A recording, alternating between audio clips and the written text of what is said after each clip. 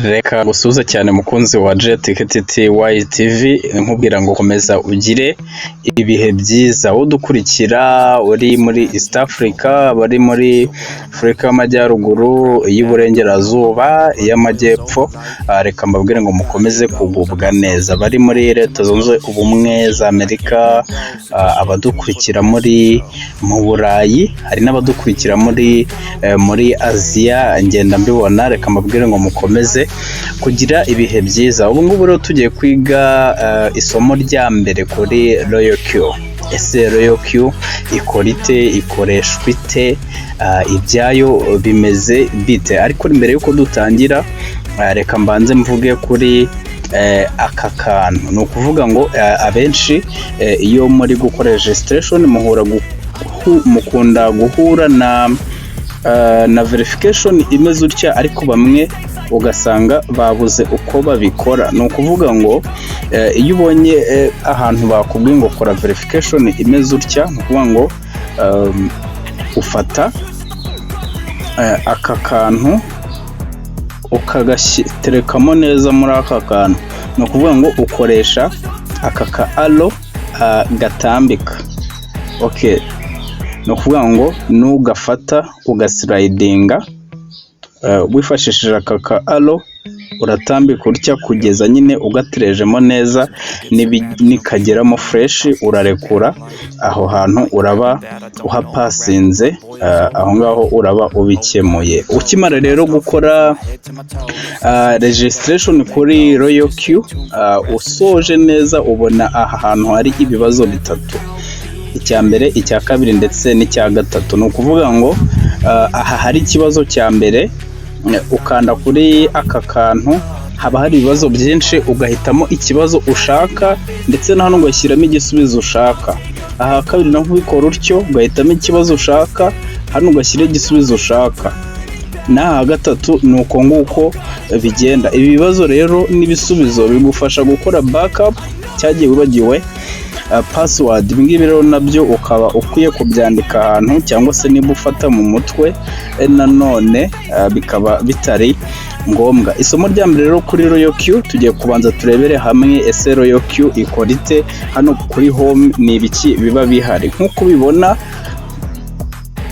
hano hejuru mfite akamenyetso ka Binance. Reka mpakore gatoya, nimpakanda urabona ngewe Royal Q yanjye nayihuje na Binance. Ni ukuvuga ngo ushobora gukoresha hobby ukabihuza, Coinbase Pro, Introdax, Kraken, Bybit cyangwa se OKX, uhitamo iyo ushaka. Ariko ngewe nahisemo gukoresha Binance. Izi rero ni exchange zifitanye amasezerano n'iyi Royal Q. Hano rero dufite API binding, ni ukuvuga ngo ni bwa buryo duhuza robot yacu na exchange dukoresha. Ushobora gukoresha imwe muri exchange tumaze kubona haruguru mu kuzihuza rero wifashisha API binding. Ibyo byose nibyo rero tuzarebera hamwe. Hano tuba dufite revenue details. Ni ukuvuga ngo ni ya mafaranga twagiye twinjiza buri munsi, uko profit igenda yinjira. Ndakora turebe, nifashishije account y'umuntu cyashya. Yes, ndahakora. Urabona ku itariki ya 7 z'ukwa 4 yinjije 0.12 gusa. Yes, wibuke ko uyu munsi turi tariki 8 nibwo yari agitangira, yari yakoresheje amadolari agera ku 10. Yes, hanyuma ya revenue details tuba dufite reward details. Hano kuri reward details babantu winjije, babantu bereye applyna, kuyo ba tradinze bakunguka, commission ugenda ubona ikaba rero igaragara hano kuri reward details. Ahangaha rero kuri asset, ahangaha kuri asset ndahakanda, za commission zose nahangaha ziza niho uzibikuriza. Yes, nukuvuga ngo hano dufite deposit, tukagira withdraw, tukagira na transfer. Nukuvuga ngo deposit ni ugushyiraho, withdraw ni ukubikuza, transfer nshobora kuba nshaka kuyakoherereza. Yes, nkabasha kuba nyine nakoherereza cyangwa se nkayoherereza undi muntu ukoresha Royal Q. No kuvuga ngo hano uba ugomba kuba uhafite amadolari nibura 10, 4, 5 bita gas fuel, nayo bagukata nyine mu gihe uri gukora trading. Yes, na wa muntu rero ushaka gukora activation urakora registration bisanzwe, hanyuma uzukande hano kuri deposit, uha depositing amadolari 120 cyangwa se arenga amadolari 5 kugira ngo ube uri safe kuri gas fuel. Iya rero gwiri yarenze 10 ukora withdraw bisanzwe, quantity ushyiramo wallet address ushaka kubikurizaho hano, quantity ugashyiraho umubare, transaction fee bari amadolari 2, nuko ngo akugeraho mu kanya nka kuguhombya. Gukora deposit nabyo ni ibintu byoroshye umaze kumenyera. Hano uraza ugakanda hano kuri deposit hasi kugira ngo murahabona, ubundi ukabona wallet address ukabasha kuba ariyo ushyiraho aya mafaranga. Twikomereze rero hano hejuru turaharangije, ibindi ni invite friend, user guide, ni uburyo ikora, menta, ibyo usoma mowa nabwo wareba ukareba, ibyo ntabwo ari ngombwa cyane. Hanyuma hano tuba dufite home, tukagira strategy, tukagira cycle, tukagira news na mine. Hano kuri home turaharangije, izi ni coin ubasha kuba wa trade. Ngira ngo urabona bari mu isoko rwose bameze neza, coin zose isa n'izazamutse. Ibi ngibi rero bikaba ari byiza ku muntu ukoresha iyi Royal Q. Iyo tuje hano kuri strategy, hano kurikira mubona ko dufite strategy, tukagira martingale strategy bot, tukagira grid bot, tukagira n'indi bot iri abatekinisiye ba Royal Q bakikora, urabona iri coming soon. Twebwe rero dukoresha martingale strategy bot, tuba dufite ebyiri, hari uburyo uhitamo iz'abandi bagiye bakoresha, ariko izo ngizo zikaba atari ngombwa kuko mutanganya igishoro, buri wese akora strategy bitewe n'igishoro afite.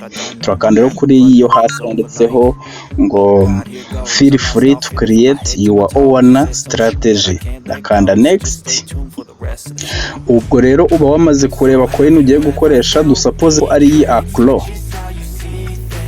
ngo biterwa na coin wahisemo cyangwa se iyo baguhayemo signal. Ngira ngo abari muri groupe yacu mubona ko dutanga signal buri kanya, ngo hano duhita tujya muri trade settings, bakanda hano hasi nkabibona. Tuba dufite first buy in amount, open position, doubled margin, call limit, whole position, take profit. Ibingiri byose akaba ari byo tuzakurikirana twiga hano kuri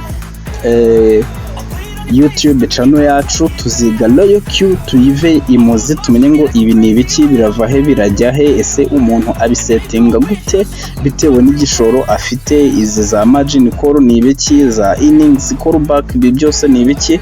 Ibi byose rero akaba ari byo tuzakurikirira hamwe kuri iyi channel yacu. Niba utarakora subscribe kugira ngo ujye ubona notifications zigiye zitandukanye zivuga ku biganiro tugenda tubagezaho, aka niko kanya. Hano rero tuba dufite cycle, aho dukurikiranira amakuru y'uko abandi banyamuryango bakoresha Royal Q bameze, ibitekerezo basharinga, ibi byose nibyo tugenda tuhasanga. Hano kuri news rero nanone uba uri kumenya bakubwira ngo robot harayiguze, byamanutse guza ibindi, ibyo byose ukaba ubikurikiranira hano kuri mine. Rero urabizi tuhasanga utuntu twinshi cyane, tuhasanga twa user benefit, twasanga za asset, za API binding, turebera timu yacu ko byifashe.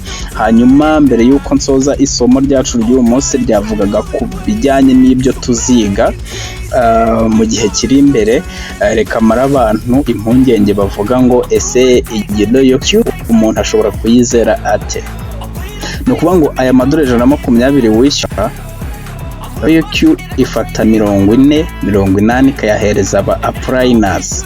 Ni ukuvuga ngo umwaka wose bo bafata 40, uretse wenda ziriya gas fuel amwe badukata mu gihe muyo twungutse dukora trading, naho nta yandi bafata. Urumva rero kwirwa bafungana ubwende, iyi Royal Q ntahiteze kujya, ahubwo ikiyirangaje imbere nuko ishaka ko umubare w'abantu benshi bayoboka bakayikoresha, nabo n'abayishinze nyine bakiteza imbere mu buryo busanzwe, cyane ko iyi Royal Q nta burenganzira ifite bwo kubikuza amafaranga dufite muri exchange zacu. Ibyo bikaba biri mu masezerano bajyanye n'aya ma exchange, haba Binance, OKX, Coinbase, Bybit n'izindi twabonye haruguru. Njyewe ndi Jet rero, iyi ni RW-KIGALI TV. Niba utarakora subscribe, kora subscribe kugira ngo ujye ubona notifications, ubundi tuzaze twanzika kuri settings za Royal Q kugira ngo ubashe kuba wabona profit igaragara kandi mu gihe gitoya cyane. Ikindi ntagenda ntavuze, abantu bavuga ngo mwese Royal Q yunguka kangahe kwijana muri cryptocurrency, nta percentage ibamo. Umuntu wese uzakurarikira business akakubwira ngo tuguha iyi percentage runaka kwijana buri munsi, muntu wanjye uwo muntu uzamwirinde. So reka mbabwire ngo bye bye, ariko mube hafi twige iyi Royal Q, twige ikorwa gute, twige isetingwa gute. Ibyo byose tuzagenda tubyigira hano. Bye bye.